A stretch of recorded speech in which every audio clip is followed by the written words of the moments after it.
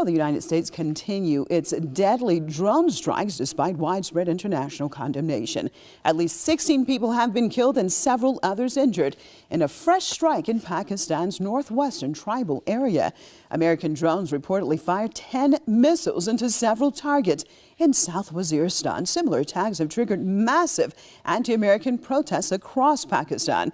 Now, Washington uses its unmanned aircraft to conduct air raids in several other Muslim countries, including Afghanistan, Yemen, and Somalia.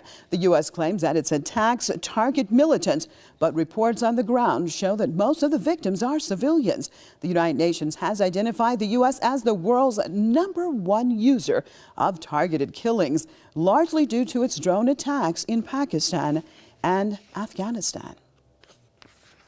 Well, switching over to Islamabad, joined by political and strategic analyst Syed Tariq Pirzada. Thank you so much for joining us, Mr. Pirzada. Well, let's look at this. Again, today we have seen 16 people, at least 16 more people killed in Pakistan with this latest drone attack. What will it take to stop the United States from these attacks? We've seen mass demonstrations throughout Pakistan on many occasions. So what will it take to stop the U.S. from carrying out these drone attacks in Pakistan? Two things can be done. Either the United States is given an absolute opportunity to wipe out every militant whom they conceive to be and perceive to be a militant, and if they are given it a free hand, and then of course they might be able to complete this campaign in the next few months. But it looks like that the number of what they conceive to be and perceive to be the militants and the number of militants in the tribal areas, that mission is almost like a mission impossible. On the other hand, the second way to stop these drone attacks in Pakistan is if the government of Pakistan takes an extreme diplomatic measure, which is the threat of cutting off diplomatic relations with the United States. That does not seem likely. So but then I have to add quickly one more option, that the third option is that, okay, if you launch any more drone attacks, we will take an action like Iran took an action against a US drone a few months ago. So of all the three options, basically the second two options that I just mentioned, both of them relate to the ability of the government of Pakistan to undertake that mission. I don't think even the government of Pakistan is very much prepared to go that far. So it looks like that there is no way that the drone attacks will be stopping anytime soon. Mr. Pirzada, where's the international outrage as we're seeing more and more Pakistanis and civilian Pakistanis being killed? Where's the outrage?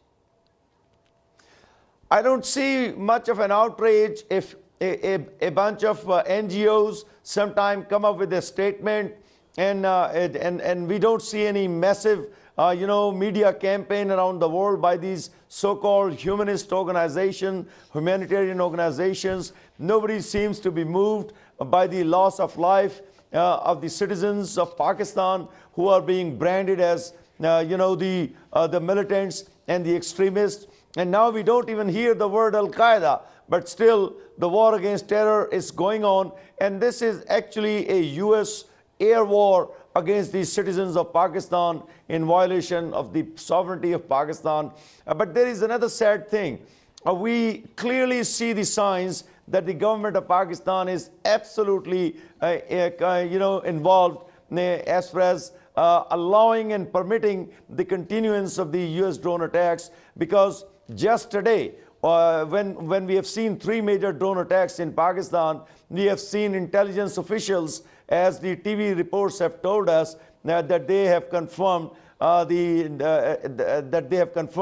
a certain number of drone militants have died. So if the government of Pakistan is confirming the deaths of the militants, that obviously they have some liaison, some information that is going on between the government of Pakistan and the government of United States, and it looks like that the tacit approval or the implicit approval of the government of Pakistan is very much available to the US CIA and the U.S. military establishment. All right. Well, thank you so much for being with us, political and strategic analyst Syed Tariq Pirzada.